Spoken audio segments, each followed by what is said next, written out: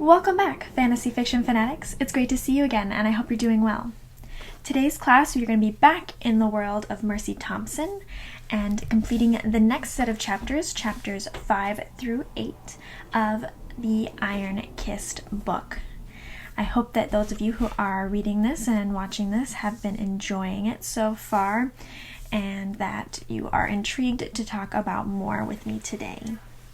Sorry for that little break. We've been with Bulgaria for a little bit, but now we are back to doing some lessons with Mercy again. Alright, so let's go ahead and start with our recap as always. So we left last class section on kind of not really a cliffhanger, but more on a intense moment, because we weren't really sure what was happening with Mercy being in O'Donnell's house and that crow, who she could tell was obviously something important, being in the window.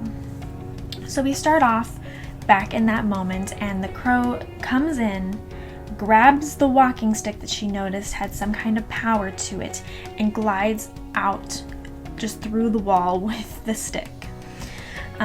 So she kind of is very concerned, not concerned, but just like never has seen something like that before. So it's very interesting to her that that occurred.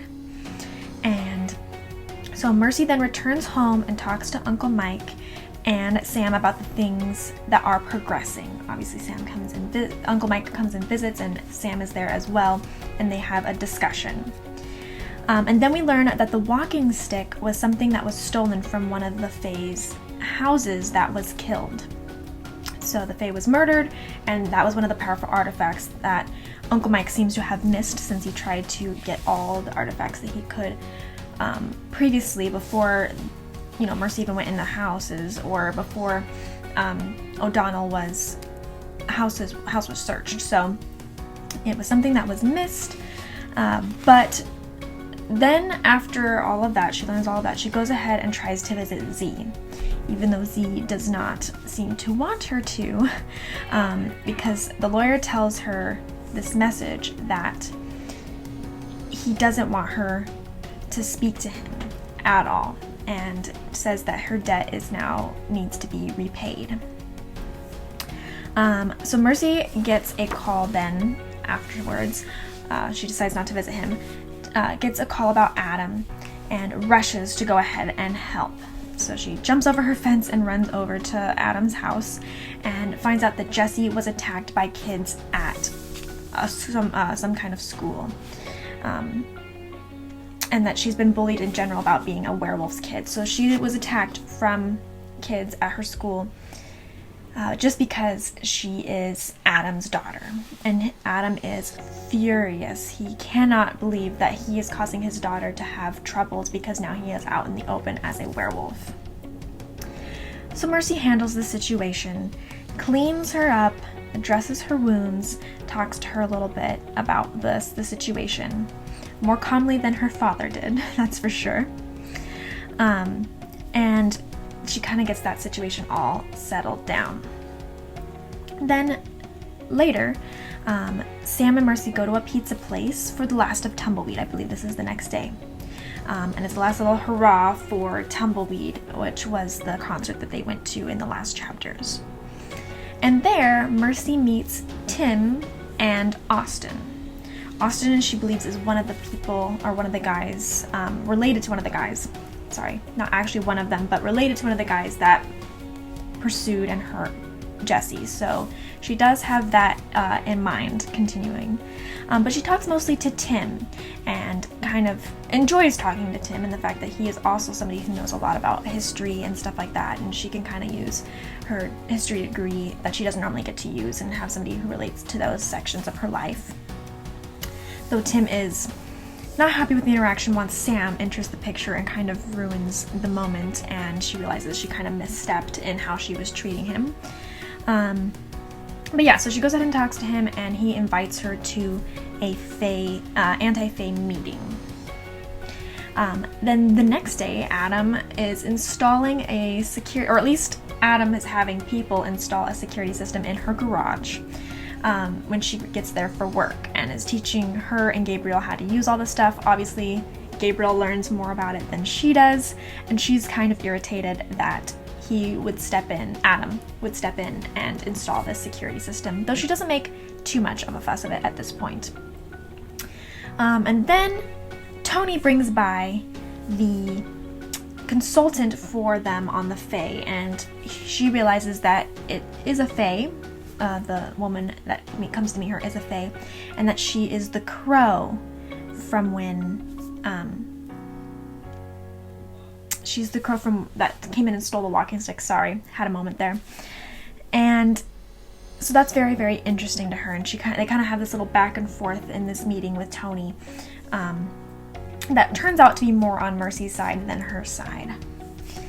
And so after that, Mercy ends up talking to Tad, who is Z's son, and she talks a lot about like what's happening with Z, whether he should come home or not, but she says, don't do it, you can't help him at this point, but I need to find a way to help him. And so he sends her to this bookstore and says that the owner will go ahead and be able to help her. So when she goes there, she talks to him and gets to meet him, interacts with him a little bit, and he decides to lend her this very, very expensive book that is all about the Fae, and could help her possibly learn more about this walking stick as well, that has continually shown up even though she never was once in possession of it. And then Namane, at least I think that's how you say, or Namane, comes and visits her at her house, which is the crow Fae that is consulting with the police at this moment on Z's case. And she does collect the walking stick while she's there and tries to get Mercy to say that she deserves more credit with the police, stop trying to discredit her from doing what she believes is her job. And again, Mercy does not kind of see the same as her on this. So she takes the walking stick, and that is where we end this section. Okay, so I've got 3 main points I'd like to talk about for this section. We do have quite a few things happening in this section. The recap was a little bit more of a complex, a lot of details are happening. But I feel like there's only really 3 main things that really stand out for me in this set of chapters. Obviously, as we progress, there'll be more. But in this section, I really felt like we had a focus on only a couple of different things that really stood out to me that I thought we should really take a look at. And the first thing is, once again, Fae Politics. We talked a little bit more previously in our last set of chapters about what we learned about the Fae in the first set of chapters, and we actually do learn quite a bit about the world and about how the Fae are in relationship to this world that Mercy lives in, and learning more about, you know, the reservation and, you know, what secrets they are keeping, and, you know, kind of how werewolves, especially as a coyote for herself, can interact with the Fae glamour and those kinds of things. But now we actually are going to look a little bit more at Fae Politics.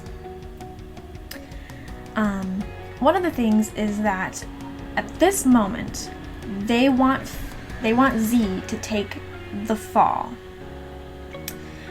and offer him no help whatsoever, because they're like, we're just going to sacrifice Z at this moment and let them take him and have this whole thing just blow over. The Fae, it is very clear from the last section of chapters that we discussed and this section that they do not want the humans meddling too much in their affairs. And now that a human has died on the reservation, or not on the reservation, but because of the stuff that's happening on the reservation and because of a Fae, they are now looking closer at the Fae and scrutinizing them, and they do not want this. They don't want them investigating, they don't want them too close. They are trying to keep the humans as far back as possible, and in order to do that, they are going to let somebody who did not kill O'Donnell go down. It doesn't even seem at this point that they are looking for the real culprit, even though that they had problems with this with O'Donnell killing the Fae. They're not going to go ahead and look and see who actually killed O'Donnell. partly is probably, even though this is not stated, probably because, you know, whoever killed O'Donnell did them a favor by killing the person that was killing Fae and stealing their artifacts. So they don't really have tons of incentive to actually reprimand the person who did it, but they're going to let an innocent Fae who has nothing to do with it go down, who is honestly just trying to help by getting Mercy involved, though he technically shouldn't have.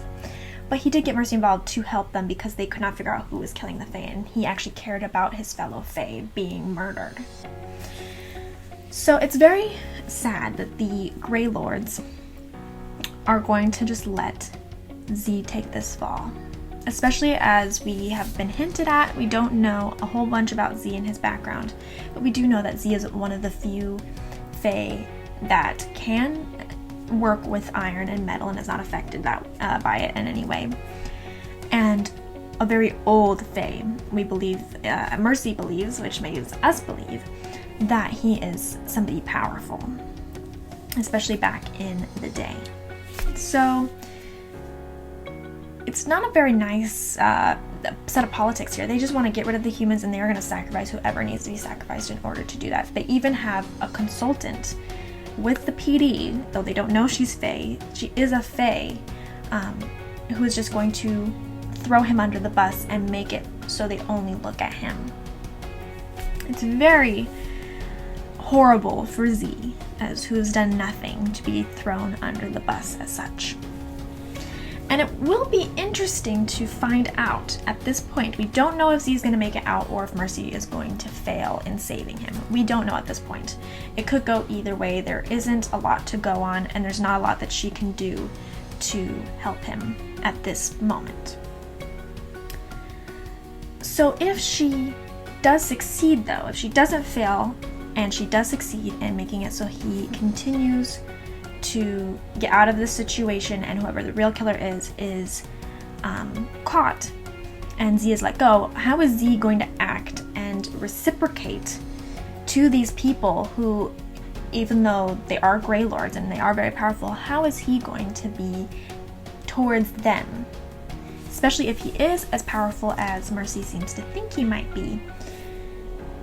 He's not going to take this lying down. That, you know, at this moment he seems like he's taking it lying down, but if he gets free and it's, you know, he gets to move past this, there is no way in my mind that he is not going to have some kind of effect on that. It's going to affect him that they threw him under the bus and decided not to help him. So he's trying to keep Mercy out of trouble and get her away. At least that's what Mercy believes. Either he is actually mad and he does feel betrayed, which, you know, she says he can't technically lie, and that's what it seems like he is feeling. But he might also just be trying to protect her, and in some ways she also believes that too, that he just wants her out of the way. So how is this going to move forward if he does get free with the Fae and the Grey Lords will be interesting to know. And we will have to see as we move forward if we do get him free and we do have the chance to see how that happens, or maybe she won't get him free and we will have to see how that affects Mercy. Uncle Mike is the only one other than Mercy that is trying to help Z, which is interesting because he's technically on the council, the Fae Council, and is more powerful again than we know immediately. So why is Uncle Mike helping him? We do know, obviously he knows he didn't do it for 100% sure. He was there in the situation. We also know that him and Z are, you know, kind of friends. We know that Uncle Mike is like, you know, the tavern owner and he knows Z, but we don't know exactly how close their friendship is, whether this is close enough to warrant this kind of help. But we do know that Uncle Mike is the only line that Mercy has in order to help Z. He is paying for the lawyer, he is talking to her, telling her how things are going, trying to support Z, because he doesn't want him to go down. So that's very interesting that Uncle Mike is not going to follow whatever the Grey Lords want and to throw Z under the bus. Again, this is partly because he knows 100% sure that he did not kill O'Donnell. But maybe there is also that, we're seeing that hint of that relationship that they have, and we're going to see how that progresses as well as we continue. If, of course, Z gets free and there are more books for him to continue through. And this also just shows, once again, in a big picture way, that the Grey Lords are completely making decisions for all Fae. They're the ones dictating what happens to who, and it is all for their own convenience. So I think that that's also a very interesting kind of, not really in your face. It's not like something that's like obvious when you're reading it, but when you really think about it, it's just showing how the Grey Lords are making these decisions. At one point we know that the Grey Lords said, you know, you have to come clean. They decided to go out in the world and, you know, tell all Faes that they had to identify themselves for the government, to cooperate with the human government and everything. And once again, they are making decisions for everybody. They're making a decision about Z's life. They're making a decision about how the situation is going to go down. They're making decisions about how the relationships with the humans are going to go. All of that is being dictated at this moment by the Grey Lords. And that kind of government, I don't really know if that's how the Fae view themselves, if it's actually like a government, or if it's just that they're so powerful that none of the Fae, you know, are against them. But it is showing how much power they have over everybody else. Complete and utter dictation on how things are going to go with the Fae, especially with the humans involved. So Mercy doesn't like this, of course. Mercy does not like the Grey Lords and their decision-making skills. We can definitely see that in this set of chapters, but at this point, that is what we've got. So there's quite a bit about Fae politics going on here. Some of it up close and personal, some of it not up close and personal. Some of it we're like, why is this? Like stuff with Uncle Mike. Why is he helping him if everybody else is supposed to not be helping him? Why are the Grey Lords throwing Z under the bus? We don't really know, other than the fact that we're assuming it's to make sure that they don't look too closely at any of the Fae in their business. And he's just the convenient fall right now. But yeah, and as we see, we're going to learn about politics as more as we go along, because if Z does get free, how will he react to being thrown under the bus and being left to die by the hands of humans?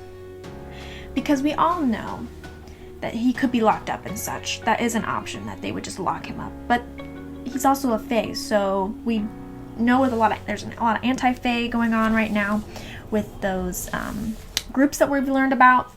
And we know a lot of people don't like them, so it's just what makes this, you know, so even if he doesn't originally be planned to, like, you know, be put to death, it could very well be that people riot and they want him to be killed based on him killing a human, and he could be too dangerous, you know, to let go.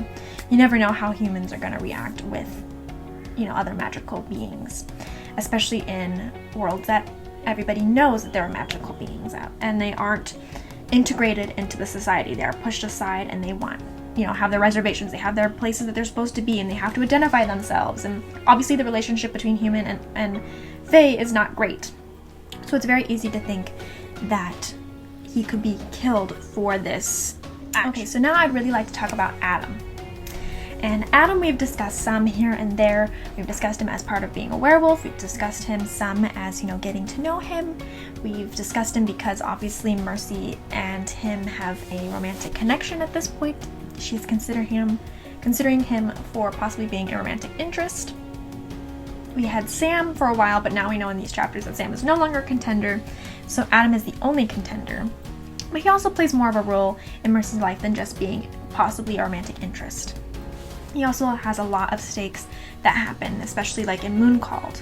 And the last one, he was involved very much with Mercy and what was happening with her and trying to help her and being involved. So I feel like he is a very important character, despite it just being romantic interest. And he does play a large role in this series, as we have seen and as we will continue to see in future novels. So I think in this section we do kind of see a different side of Adam, and I would just like to touch on it a little bit. Because Adam is very enraged in this set of chapters, and yes, we have seen an angry Adam. That is not that's not something unusual. Like, I mean, even in book 1, moon called, we did see him angry. But I feel like this is a little bit of a different anger. This is more of a personal home problem anger versus big picture anger. So we really see Adam, and we kind of see a little bit of how Mercy interacts with this particular way that Adam is. So he's very single-minded when he's enraged. He punches walls when he's enraged. He howls like his werewolf self when he's enraged, and becomes very, very, very close to his wolf when he's enraged. You can see the yellow eyes coming out, and it's not a good look. And Mercy had to come over and try and contain him because none of his pack members could. And even with the way Mercy's dealing with him, he's still, he's trying and struggling so hard to get a control of himself, to control the rage inside him.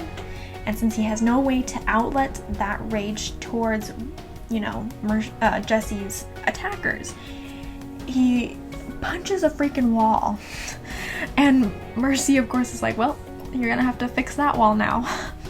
And you can just see that this is a new side of Adam that we haven't seen before. He is very dominant. He is very wolf-like. He is very trying to control the problem, trying to control his rage, trying to make it so this doesn't happen again, because obviously Jessie is his to protect, and he feels like he has failed her, and he loves her so much he would never, ever, ever want anyone to hurt her. So we really see, to me, a different kind of enraged Adam, and we see obviously how Mercy interacts with this particular Adam, but he is not in control anymore. Adam has always been seeming up to this point that he knows what he's doing, he's in control. He's not always laid back. Obviously we have seen him, get riled up and angry, but we mostly see him happy. We mostly see him being riled up based on a bigger threat. But this is just a personally enraged thing. This is a personal argument. This is a personal thing that's happened. And so you really get to see Mercy interacting with that, seeing him interact with his pack and his daughter that way, and how he controls his own personal emotions, and how his werewolf, interacts with those personal emotions that he has. You can tell that he cares so, so, so much for his daughter. He loves his daughter so much, and all of the pack do too. You can tell that in this moment too, but with Adam you can just really see how he feels that he has failed her, and that is also part of the reason that he is so enraged. And for those he cares and loves, he believes that they are his, a physical thing that are his, not necessarily in a possessive way, in a demeaning possessive way, but I'm supposed to protect this. This is stuff that I'm supposed to keep safe and secret and, care for and polish and, make sure that they're good. So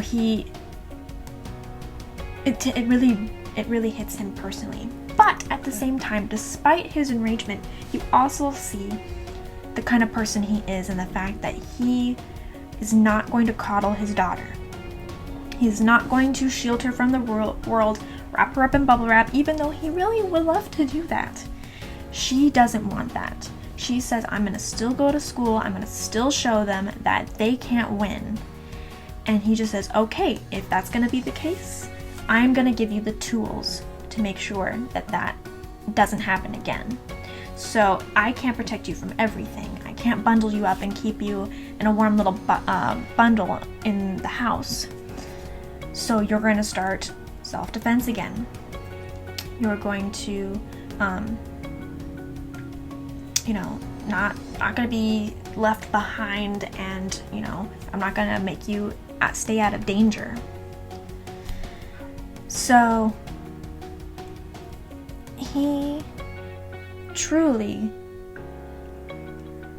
isn't somebody that's overbearing and going to be too much and take away independence. So even though he cares about his daughter and he cares about Mercy, for example, and makes it so that way he feels responsible for them. At the same time, even though he's in an enraged state in anything, he's still not going to take their free will from them, take their choices away from them, and make them less of the person that they are. Instead, he's going to try and give help and support and tools to build them up. And this also applies to Mercy as well, because Mercy is somebody who gets into a lot of danger lately and can be a handful when it comes to dangerous situations. But instead of saying, no, I'm going to deal with this problem for you, or no, I'm going to bundle you up because I love you and care about you and want you to be with me, instead, I'm going to give you the tools and I'm not going to leave you behind. And that's even what, when she compares Sam and Adam, she knows that Adam definitely has that instinct to bundle her up, but at the same time, he will never ever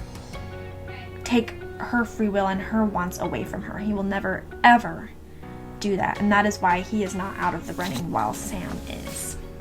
So I feel like we kind of see just this little new look at Adam and how he interacts with people and how he interacts with his emotions and how he shares his emotions with those that are closest to him. Let me know so far with either topic if you feel like I've left anything out or anything else that you want to discuss, anything that you feel like needs a little bit more clarification, anything like that. Go ahead and comment down below. I would love, as always, to have a conversation with you. Now let's go ahead and move on to our last main topic for this section, is Mercy's relationships. We have already talked a little bit about our relationship with Adam in this Adam section, but I want to go ahead and talk more about her relationships with some of the people in these chapters. Okay, so let's start first with relationships with Adam. Since we're already kind of on an Adam moment here, let's go ahead and transition with Mercy's relationship with Adam. So far we're still seeing that she's still not sure about Adam and being 100% with him. Obviously she really likes him, obviously she really wants to be with him, but she's still scared of Adam. She's still scared of what it means to be tied to Adam romantically. You get the impression that she has not really had anybody since Sam when she was 15. She hasn't really had very many romantic, serious relationships, and so at this point she's scared. And obviously she's scared, one, because he's a werewolf and she's already had interesting dealings with werewolves, but also just to feel like she's going to be tied to somebody and worried about how that's going to affect her, since she doesn't have as much experience with it. And the last experience she really truly had, it was something serious, was when she was young, sure, but also that was something that she realized was somebody trying to take who she was away from her and trying to use her instead of just loving her for who she is. So she makes up lots of excuses of why she's reacting to him versus just accepting that she reacts to him because she wants him, because she loves him, possibly. At this point already, she is just plain scared and is making excuses and is partly in denial. She just needs some more time to really figure out what she wants with the relationship. Which Honey, of course, at this point has been telling her, you don't really have time, you gotta get it together.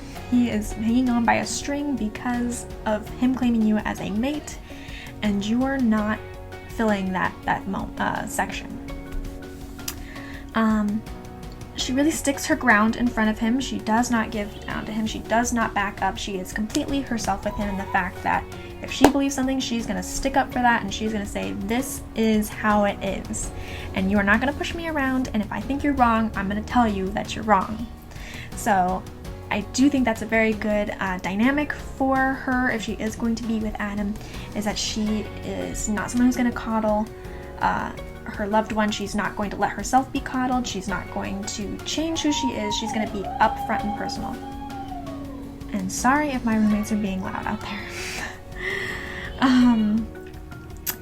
And then the relationship she has with Adam is that he wants her so bad and is still fighting for her. He is constantly fighting for her. You know this guy wants her because he is constantly doing stuff that's hoping to get her, to trying to support her, trying to let her do her own thing, but at the same time fighting so hard, tooth and nail, for her. Fighting with her against Sam, because at this point he doesn't realize that Sam doesn't really want her. At that point, Sam didn't want him to know he didn't really want her, and he didn't want to admit that he didn't really want her. But he still respects her the whole way. So he's fighting for her, but still respecting her, who she is, and I really respect Adam for that. Adam really wants her, but he's not going to take her unless that's what she wants. And even though that's, putting problems with his own pack, with his dynamic, with how he acts personally, it's all being set off, but he still respects her and is like, I'm going to let you choose, and I'm trying to give you the time to choose for yourself. So I feel like Adam has really, really good on that. He has declared her as his mate, and as we've been talking about just now, it has made Pack's dynamic weak. But again, he's just trying to open that space and let her fill it. I feel like she wonders a lot about why he would claim her, and she feels like maybe it's just to make it so that the pack stays off of her, and as a way of dealing with his pack and the relationship with her, especially with her being a coyote and all that. But I do honestly think that in many ways he is showing her that now there is a space. I've claimed you as my mate. There is a space for you here, 100%. It's just waiting for you to fill it. I've made room. It's not that you have to decide and then I have to make room for you. It's that I've already made room, and you are just welcome to come in and fill it. And I'm just waiting and hoping that you will come in and fill this space that I have made for you. What do you think about her relationship with Adam? Do you think she's going to get together with him? Do you think that that will be something that she can even do, or do you think she's going to be single, backing up, or will at least take a while longer? Do you think she is going to push him to the limits by not filling that space, even though Honey has told her that it needs to be filled? Let me know.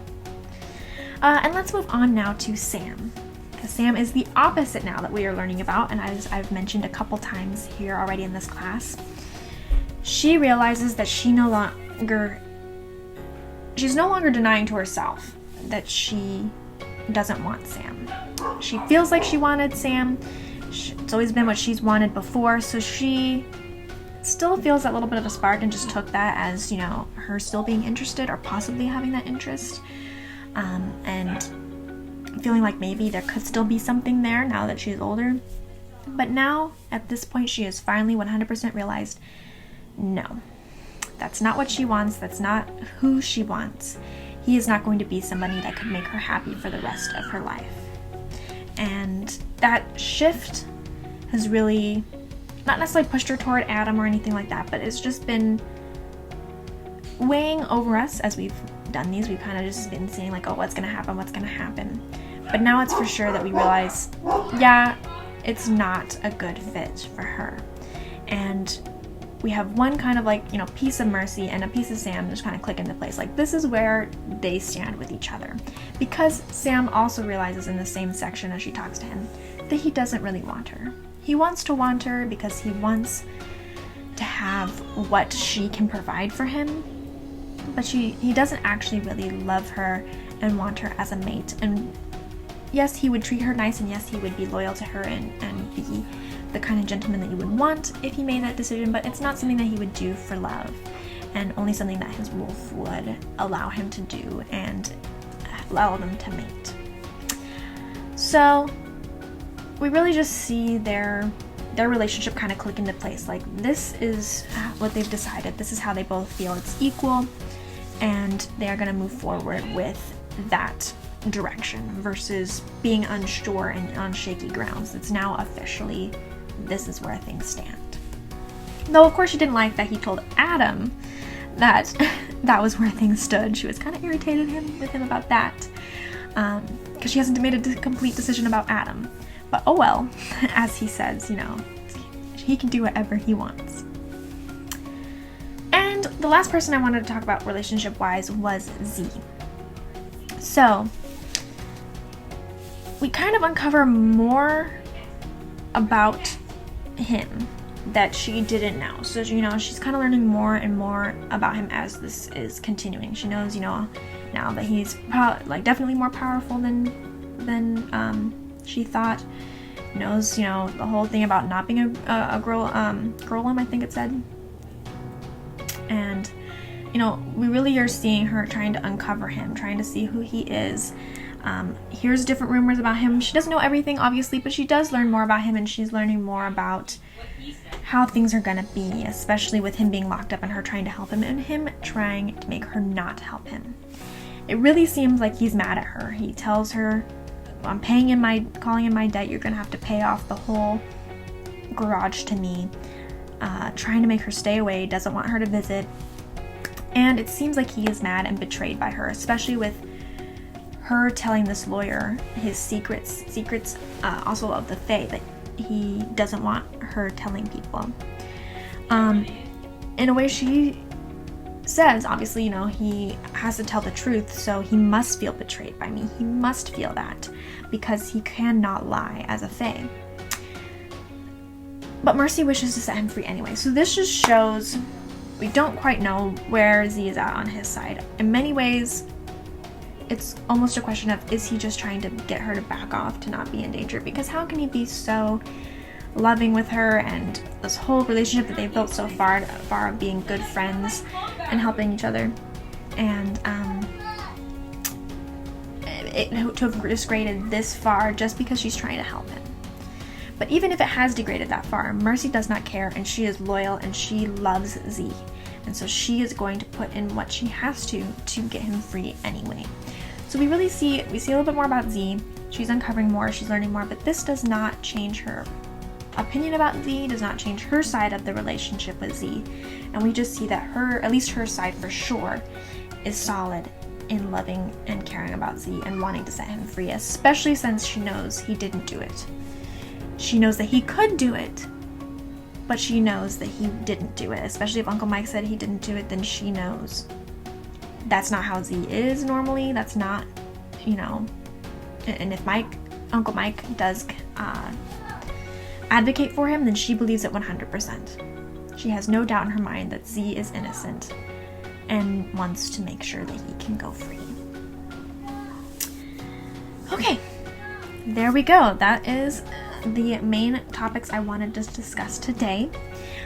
I hope that if any of you want to discuss anything, whether it's the relationship-wise, about Adam, whether it's about the Fae, whether it's something I didn't even mention that you would still really like to discuss for this set of chapters that you think I missed, left out, anything, any comments, any questions, any concerns, anything at all, please go ahead and comment down below.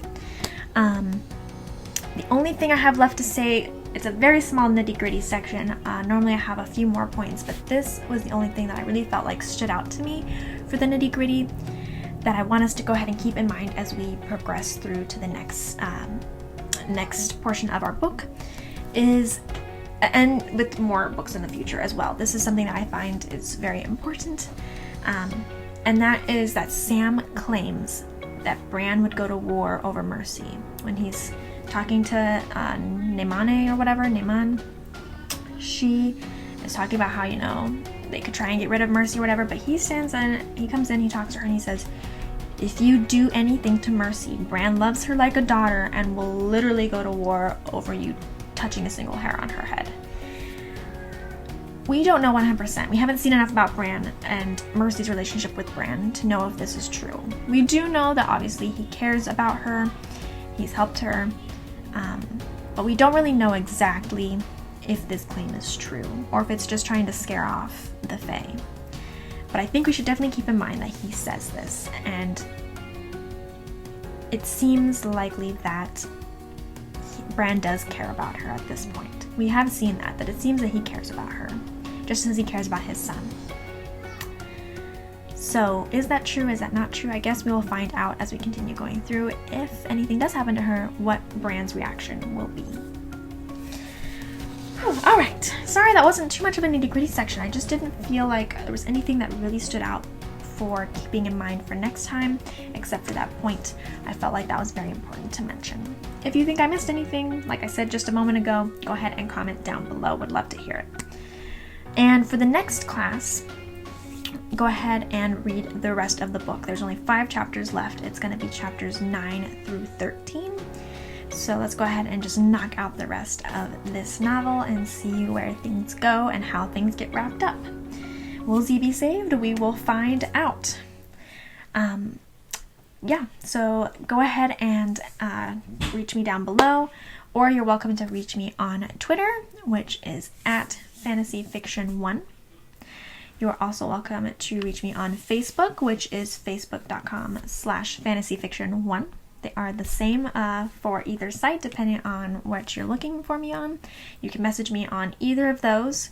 You can also go ahead and check out my blog if you're interested on anything fantasy-based for recommendations, if you want to know my favorites and more personal stories about me and fantasy. If you want to, talk about terminology and more of fantasy basics for those who are new to fantasy. If you want film recommendations or anything else fantasy like that, book reviews, all that stuff is on the blog, which is fantasyfictionfanatics.net. Hopefully you will visit me on there. You can also contact me on there if you would like, or you're welcome to email me, whatever you'd like to do to get a hold of me. I would love, love, love to have a discussion with you as always. All right, I will go ahead and see you in the next class, and I hope you are doing well. Bye.